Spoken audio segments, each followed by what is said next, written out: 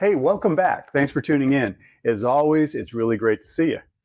Things in the real estate market are truly changing. Last week, we talked about home inspections being back. Well, this week, we want to tell you pretty much all contingencies are back. It's so true. And remember last week we were rushing off. We left them kind of in a quick spot. We had to dash out for a home inspection. And that went pretty well. Mhm. But one of the things that we did recognize, though, is that in this marketplace, with inspections and contingencies being back, we understand that perhaps the seller's perception and the buyer's perception of the marketplace may not always match.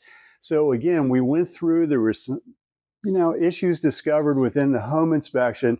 And what we found out to our surprise is the seller was really considering that, hey, listen, I just gave you an inspection for just basically inspection investigation purposes only, not really anticipating a lot of, issues may come up. And the buyer's thinking, well, gosh, I paid a lot of money for this property, so I want this to pretty much be perfect. So it was kind of an interesting perspective of what's going on in the marketplace. I think the sellers still believe it's a seller's Mhm. market, and the buyers are kind of starting to hear that it's turning into a buyer's market. There's a lot more to come. Yeah, and for sure, I think it is changing in terms of, yes, it is a seller's market in terms of the amount of inventory.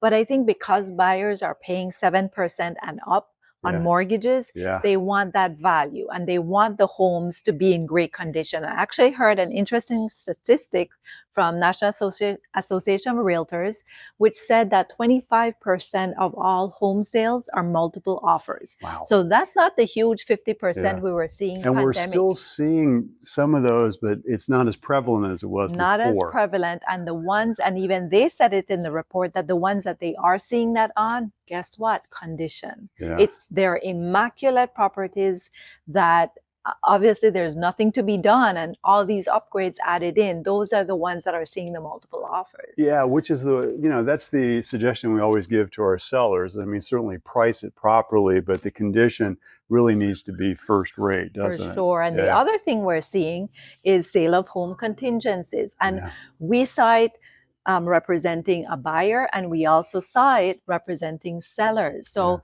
we listed this home, and the sellers actually accepted an offer contingent on the home sale of a buyer. So what that means is a buyer puts in an offer to the owner of the home saying, I want to buy your home. I will offer you this amount, but guess what? I need to sell my home first. And I think it is advantageous for a lot of people, especially for buyers, that they don't have to worry about the equity to get that new mortgage. Not yeah. everybody can afford two mortgages at the same time. And for the seller, it's good for them to know that they can still accept backup offers.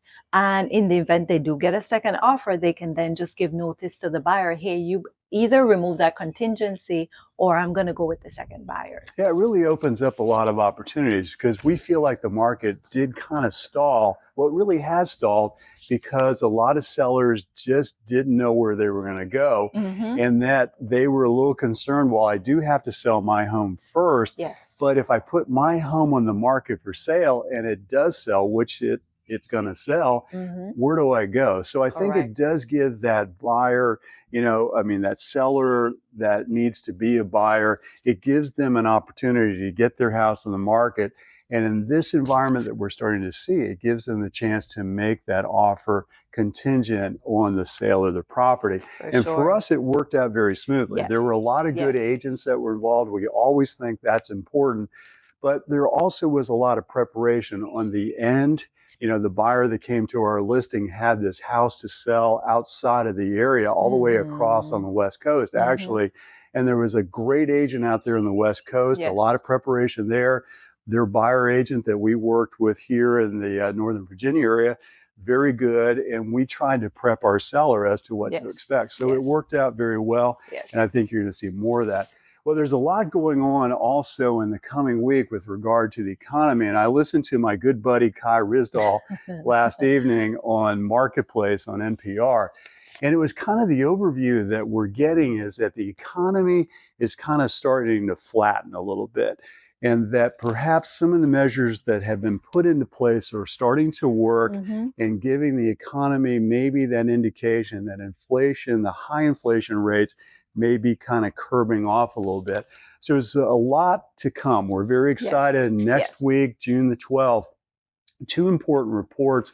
The CPI comes out at 8:30 in the morning, Consumer Price Index, the indication of inflation. Of course, it will come out in June, but that will be the May numbers, right? Correct. And then, importantly, is that the Fed Chair, Jerome Powell, will indicate whether the Fed is thinking about raising or lowering or keeping the federal funds rate where they are.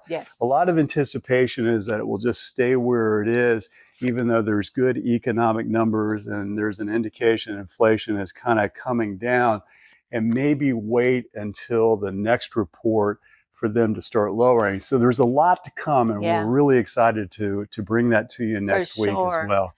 It's going to be interesting what they do with those numbers, because, like I said, the economy seems to be slowing down a bit, and we talked about that in a previous video, that the amount of debt that Americans have right now is quite high, and that it's possible that all those credit cards are getting maxed out.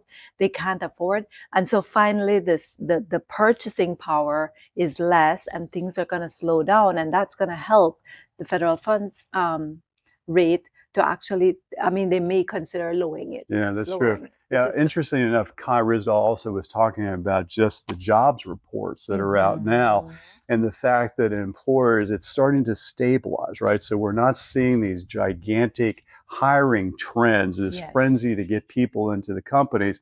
His statement was, and I thought it was very appropriate, was that companies are kind of like a wait and see. They're not letting people go, but they're not on a hiring frenzy. So that, of course, is one of the big factors with regard to the Fed's, I think, decision about raising or lowering interest rates, is because they're starting to see, is this, the economic conditions kind of in that stabilized mode? That's what they're looking for. That's what we're hoping we'll hear about on the 12th. Sure. And the other thing I heard was that of all purchases that are taking place, 30% is all cash. And I think they lended that to that the income of earners who are buying homes is much, much higher than it was in the past. So a lot of people are sitting on quite a bit of cash as well. Those are the people who are doing the all cash offers. It's true. We hear more and more about those large cash offers. Well, as always, we really appreciate you tuning in. We hope the information that we're sharing with you is important today, and certainly there's a lot more to come. So we'll keep you informed. As always, please feel free to subscribe to our YouTube channel. We are this close to 15,000 subscribers at this point, and we're going to have a sheet cake in celebration when we get to that 15,000. A big sheet cake, not a half sheet cake. We want the whole. The whole sheet cake. So help us out, please. We'll look forward to seeing you next week. Thanks for tuning in. Bye.